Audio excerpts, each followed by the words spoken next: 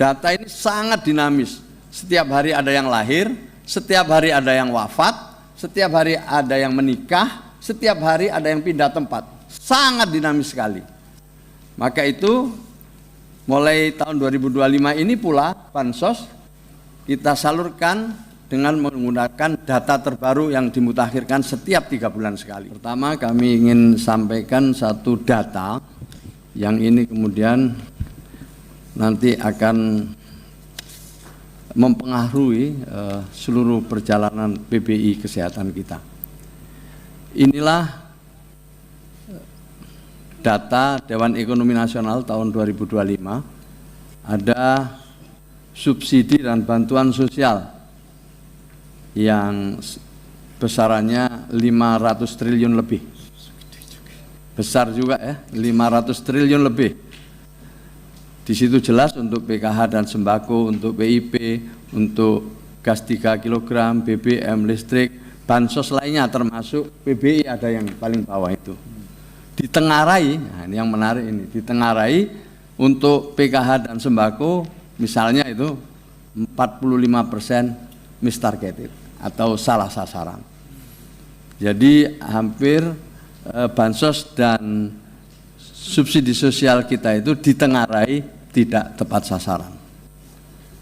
Maka itu kemudian nanti Presiden menerbitkan Inpres nomor 4 tahun 2025 yang tadi sudah disebut oleh Pak Menteri Kesehatan.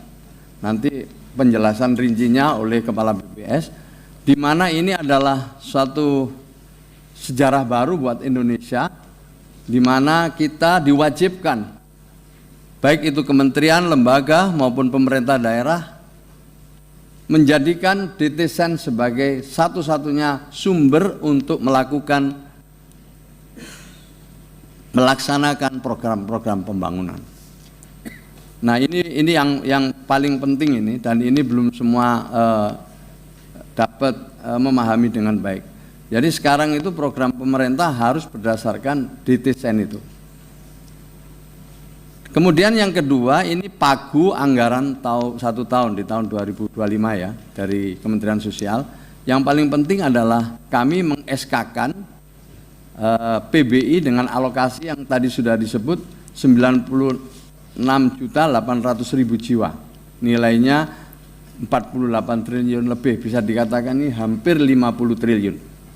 Cukup besar. SK-nya dari kami, data kami terima dari Bupati Wali Kota, lalu kami serahkan kepada Menteri Kesehatan. Selama ini seperti itu. Tapi setelah dengan adanya DTSEN ini, Bapak Ibu sekalian, ada konsekuensi yang harus kita tindak lanjuti. Ya, dengan adanya DTSEN ini ada konsekuensi yang harus kita tindak lanjuti. Yang pertama, di dalam DTSEN ada Mas, terusnya aja. Lanjut lah ini. Yang pertama, di dalam DTSEN ini sudah ada pemeringkatan. Yang mana di DTKS yang kami punya sebelumnya itu tidak ada pemeringkatan. Sekarang sudah ada pemeringkatan. Di mana ada desil 1 sampai desil 10. Nanti yang akan menjelaskan tentang desil adalah Ibu Kepala BPS. Apa yang terjadi di sana? Pertama, dinamis. Pemeringkatan berubah dalam kurun waktu 3 bulan sekali akibat pemutakhiran data. Dengan adanya pemutakhiran itu ada inclusion error. Mereka yang seharusnya tidak menerima bansos tetapi menerima. Ada juga yang exclusion error. Mereka yang seharusnya menerima bansos namun tidak menerima bansos. Ini konsekuensi dari pemeringkatan, karena tadi disampaikan oleh Pak Menteri Kesehatan, data ini sangat dinamis. Setiap hari ada yang lahir, setiap hari ada yang wafat, setiap hari ada yang menikah, setiap hari ada yang pindah tempat. Sangat dinamis sekali. Maka itu mulai tahun 2025 ini pula bansos kita salurkan dengan menggunakan data terbaru yang dimutakhirkan setiap 3 bulan sekali. Ini untuk memberikan penjelasan tentang penggunaan DTSEN ini, mengikuti Inpres nomor 4 tahun 2025. Kemudian konsekuensi kedua, penerima bansos bisa berubah, termasuk PBI kesehatan. Selalu ada yang keluar dan ada yang menggantikannya. Siapa yang keluar? Yang inclusion error, yang masuk daftar negatif list, yang bansosnya disalahgunakan seperti judol misalnya, yang mungkin sudah sejahtera atau graduasi atau naik kelas. Siapa yang masuk? Yang exclusion error, yang selama ini nggak dapat padahal dia mestinya berhak dan tentu sesuai dengan kriteria program. Nomor 3, penerima bansos daerah berubah, kuota daerah berubah. Saya ulang ya, jadi penerima bansos daerah berubah, kuota bansos nasional tidak berubah. Tadi sudah disinggung, ada 10 juta KPM untuk PKH, ada 18,3 juta KPM untuk sembako, dan 96,8 juta jiwa PBI untuk jaminan kesehatan. Jadi kuotanya tidak berubah, seperti yang disampaikan oleh Pak Menteri Kesehatan. Distribusi kuota daerah berubah, mengikuti proporsi jumlah penduduk miskin di daerah.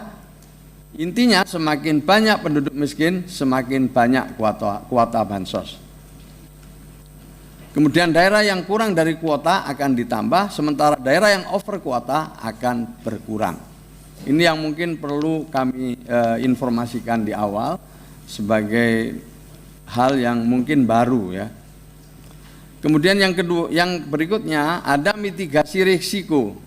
Yang terjadi protes bagi mereka yang awalnya menerima bansos akhirnya tidak menerima bansos. Mitigasinya dipersilahkan mengajukan usulan atau sanggahan melalui aplikasi cek bansos. Terjadi perubahan penerima PBI di daerah sehingga capaian UHC daerah berubah. Mitigasinya realokasi kuota PBI daerah menggunakan azas keadilan. Layanan kesehatan kepada masyarakat terhambat, mitigasinya disiapkan mekanisme reaktivasi PBI dengan cepat untuk mereka yang benar-benar miskin. Inilah Bapak Ibu sekalian proporsi jumlah penduduk miskin provinsi terhadap nasional. Saya ingin sampaikan 52,45% penduduk miskin berada di Pulau Jawa, khususnya Jawa Timur, Jawa Barat, dan Jawa Tengah. Ini data dari BPS. Prosentasenya kalau Jawa Timur 9,56%, Jawa Barat 7,08%, Jawa Tengah 9,58%.